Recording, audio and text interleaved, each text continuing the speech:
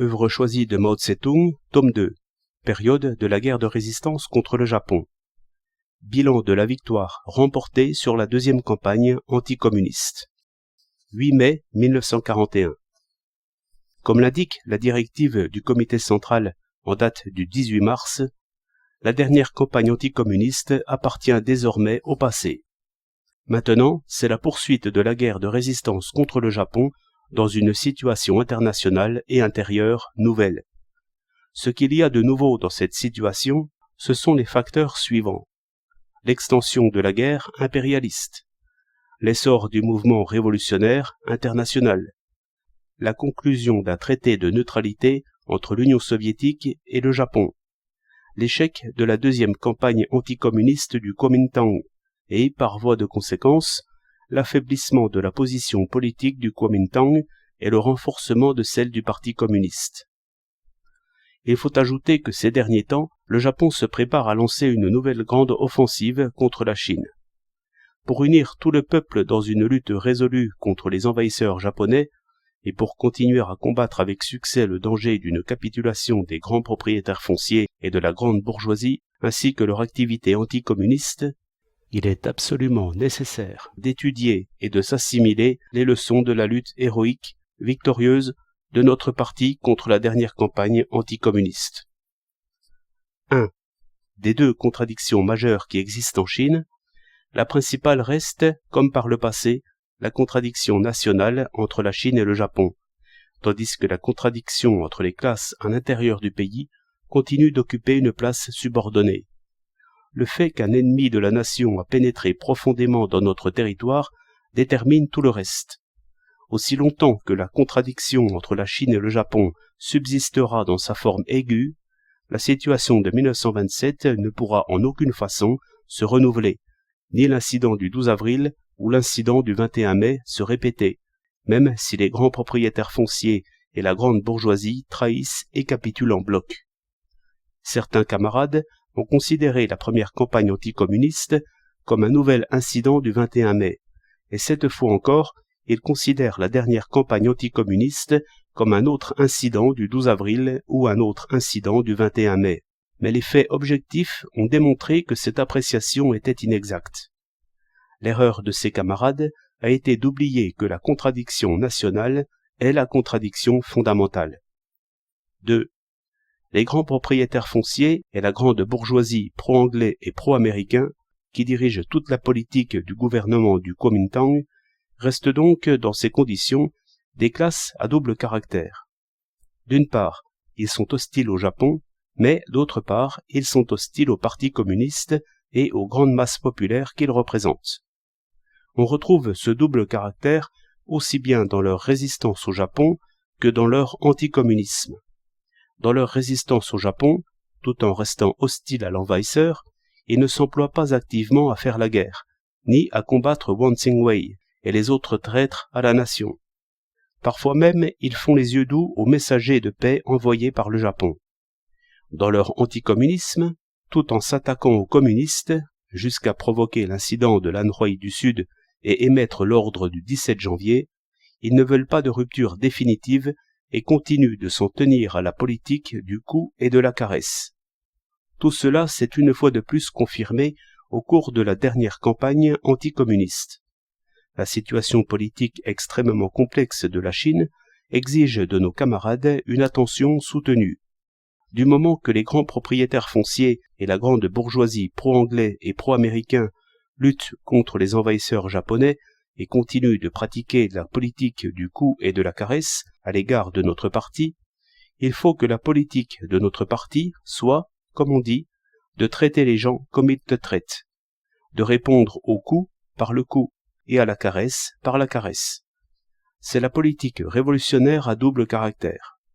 Tant que les grands propriétaires fonciers et la grande bourgeoisie n'auront pas définitivement trahi, cette politique restera inchangée. 3. Dans la lutte contre la politique anticommuniste du Kuomintang, il nous faut appliquer tout un système de procédés tactiques et nous ne devons en aucun cas agir à la légère. La haine et la cruauté des grands propriétaires fonciers et de la grande bourgeoisie, représentés par Chiang Kai-shek à l'égard des forces révolutionnaires du peuple, sont démontrés, non seulement par 10 ans de guerre contre les communistes, mais aussi, avec un éclat particulier, par les 2 campagnes anticommunistes au cours de la guerre de résistance elle-même, et surtout par l'incident de l'Anhui du Sud dans la 2e campagne anticommuniste. Si les forces révolutionnaires du peuple ne veulent pas se voir anéanties par Chiang Kai-shek, mais veulent le contraindre à reconnaître leur existence, le seul moyen est de mener une lutte qui réponde du tac au tac à sa politique contre-révolutionnaire. La faillite de l'opportunisme du camarade Xiang Ying au cours de la dernière campagne anticommuniste doit être un sérieux avertissement pour tout le parti. Mais dans la lutte, il faut avoir le bon droit de son côté, s'assurer l'avantage et garder la mesure. Négliger ne serait-ce qu'un seul de ces 3 principes nous coûterait cher. 4. Dans la lutte contre les irréductibles du Kuomintang, il est nécessaire de faire une distinction entre la grande bourgeoisie comprador et la bourgeoisie nationale, qui n'a rien de comprador ou ne l'est que dans une mesure relativement faible. Il est nécessaire également de faire une distinction entre, d'une part, les grands propriétaires fonciers, qui sont les plus réactionnaires, et d'autre part, les hobereaux éclairés et les propriétaires fonciers en général. Tels sont les fondements théoriques de la lutte que mène notre parti pour gagner à sa cause les groupes intermédiaires et pour créer des organes du pouvoir suivant le système des 3 tiers. Le comité central a insisté là-dessus à plusieurs reprises déjà, depuis le mois de mars de l'an dernier. La justesse de ce principe a été une fois de plus confirmée dans la dernière campagne anticommuniste. La position que nous avions adoptée avant l'incident de l'Anhui du Sud et qui a été exprimée dans le télégramme du 9 novembre était absolument nécessaire pour que nous puissions passer à une contre-offensive politique après cet incident. Il eût été impossible, sans cela, de gagner à notre cause les groupes intermédiaires, car ce n'est qu'à la lumière d'expériences répétées que ceux-ci peuvent comprendre pourquoi notre parti est obligé de lutter énergiquement contre les irréductibles du Kuomintang, pourquoi l'union ne peut être réalisée qu'à travers la lutte, et pourquoi, si l'on renonce à la lutte, aucune union n'est possible. Bien que les dirigeants des groupes disposant de forces locales réelles soient aussi des grands propriétaires fonciers et des éléments de la grande bourgeoisie, il faut les considérer aussi, dans l'ensemble, comme une force intermédiaire, étant donné l'existence de contradictions entre eux et les représentants des grands propriétaires fonciers et de la grande bourgeoisie qui contrôlent le pouvoir central. Yan Si-shan, qui avait combattu les communistes avec le plus d'acharnement pendant la première campagne anticommuniste, a pris cette fois-ci une position intermédiaire. Quant à la clique du Guangxi, qui avait adopté la première fois une position intermédiaire, elle est passée, cette fois-ci, dans le camp anticommuniste. Pourtant, il y a toujours des contradictions entre elle et la clique de Chiang Kai-shek, et on ne doit pas les mesurer à la même aune. Ces considérations sont encore plus valables pour les autres groupes disposant de forces locales réelles. Cependant, beaucoup de nos camarades mettent encore sur le même plan les différents groupes de propriétaires fonciers et les différents groupes de la bourgeoisie, comme si l'incident de l'Anhui du Sud signifiait que toute la classe des propriétaires fonciers et toute la bourgeoisie ont trahi. C'est un point de vue simpliste sur la situation politique complexe de la Chine. Si nous l'adoptons et traitons l'ensemble des propriétaires fonciers et toute la bourgeoisie comme nous traitons les irréductibles du Kuomintang, nous risquons de nous isoler nous-mêmes. Il faut comprendre que la société chinoise est une société dont les extrémités sont petites et le centre étendu.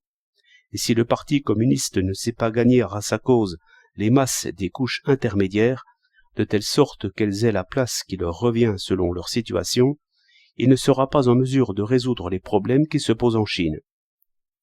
5. Certains camarades, qui se mettent à douter que la contradiction entre la Chine et le Japon soit la contradiction fondamentale, et, de ce fait, se trompent dans leur appréciation des rapports de classe dans le pays, ont aussi parfois des hésitations en ce qui concerne la politique du parti. Ces camarades, qui, après l'incident de l'Anhui du Sud, envisageaient les choses dans l'optique de l'incident du 12 avril et de l'incident du 21 mai, semblent croire que la directive de principe du comité central en date du 25 décembre dernier n'est plus valable ou ne l'est plus complètement.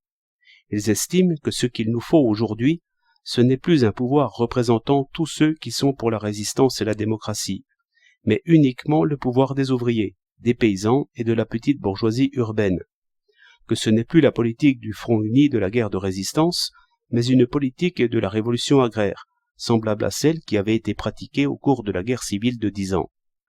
Ses camarades ont perdu, au moins pour un temps, la notion claire de la justice politique du parti, la notion claire de la juste politique du parti.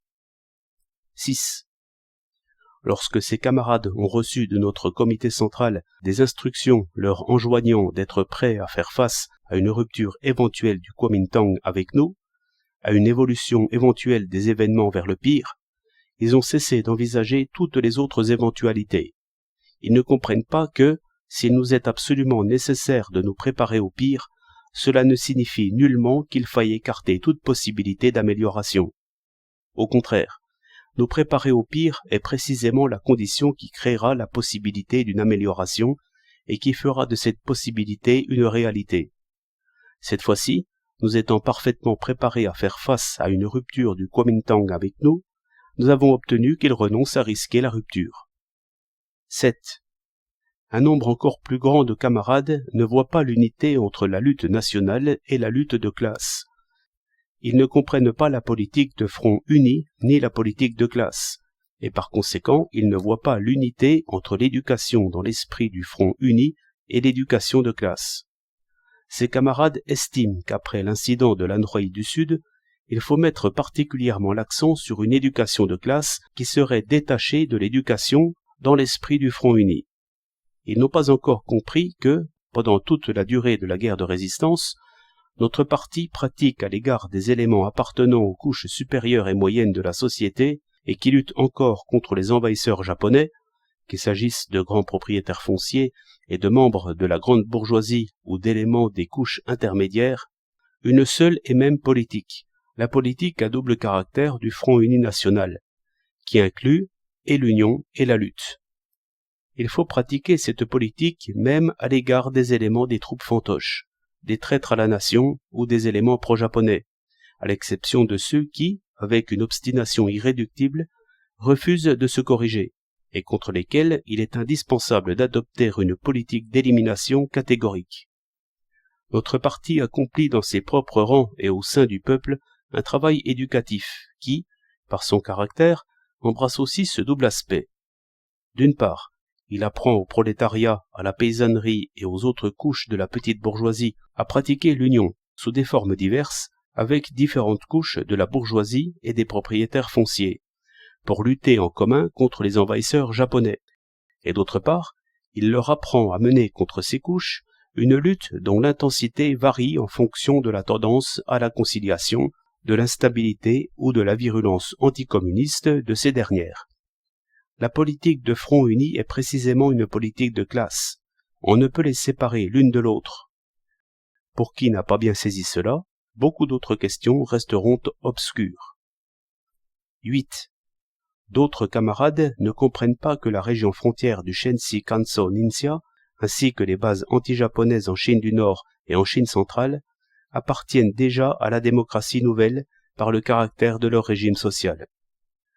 Le critère qui permet d'établir si une région déterminée appartient à la démocratie nouvelle par son régime social réside principalement dans le fait qu'il y a participation des représentants des masses populaires aux organes du pouvoir et que la direction y appartient au Parti communiste.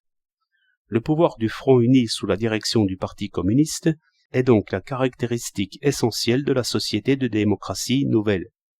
D'aucuns estiment que la démocratie nouvelle ne peut être considérée comme réalisée qu'à la suite d'une révolution agraire comme celle qui eut lieu à l'époque de la guerre civile de 10 ans. C'est faux. Le régime politique actuel dans les bases d'appui est le régime politique du Front uni de tous ceux qui sont pour la résistance et la démocratie. L'économie de ces bases est caractérisée par l'élimination, pour l'essentiel, des facteurs semi-coloniaux et semi-féodaux. La culture y est une culture anti-impérialiste, anti-féodale des grandes masses populaires. C'est pourquoi, que ce soit au point de vue politique, économique ou culturel, la société de démocratie nouvelle existe déjà aussi bien dans la région frontière du Shensi Kanso Ningxia, où une révolution agraire radicale a été accomplie, que dans les autres bases anti-japonaises, sur le territoire desquels on n'a fait que réduire les fermages et le taux d'intérêt. Quand l'exemple des bases d'appui sera suivi dans tout le pays, la Chine deviendra une république de démocratie nouvelle.